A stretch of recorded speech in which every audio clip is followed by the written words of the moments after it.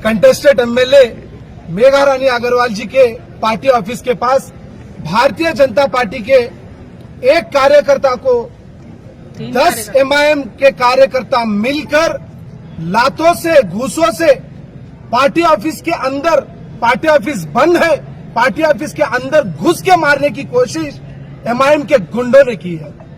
आज भारतीय जनता पार्टी के कार्यकर्ता अकबरुद्दीन ओवैसी से सवाल पूछ रहे कि पुष्पा के एक एक्टर के ऊपर असेंबली में तुम बोल रहे कि एक इंसिडेंट हुआ, इसके बारे में तेलंगाना के मुख्यमंत्री रेवंत रेड्डी से तुम सवाल पूछ रहे। आज तेलंगाना की जनता, खास करके ओल्ड सिटी के जो आवाम है, अकबरुद्दीन ओवैसी से पूछ रही, तुम्हारे गुंडे एमआईएम के खुलेआम लोगों के ऊपर जुल्म कर रहे, एक आदमी को मिलकर 10-10 जन मार रहे। आज एमआईएम पार्टी के कॉर्पोरेटर वही गुंडों को छोड़ने के लिए पुलिस स्टेशन में आए।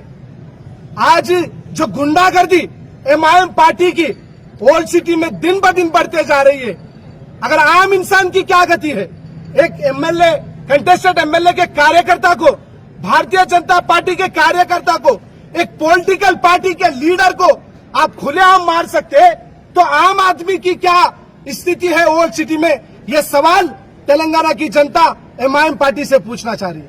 रेवंत रेड्डी से रिक्वेस्ट है, जिस तरह से लॉ एंड ऑर्डर आपके हाथ में है, ओल्ड सिटी को भी आपके हाथों में रखना है।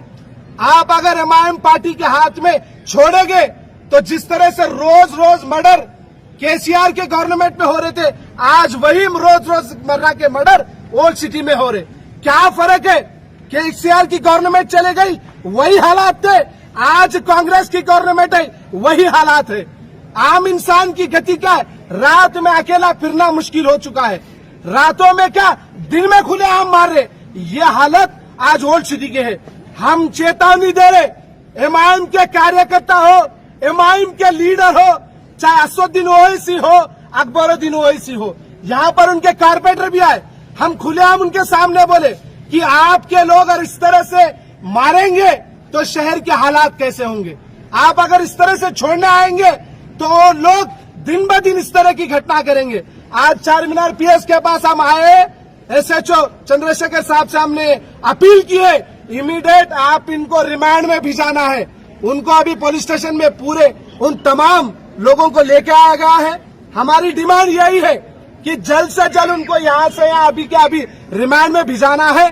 जो गुंडागर्दी एमआईएम पार्टी की ओल्ड सिटी में हो रही है, वो पूरी तरह से खत्म करना चाहिए। अगर इसी तरह से ये गुंडे खुलेआम फिरते रहेंगे तो ये हादसा होगा।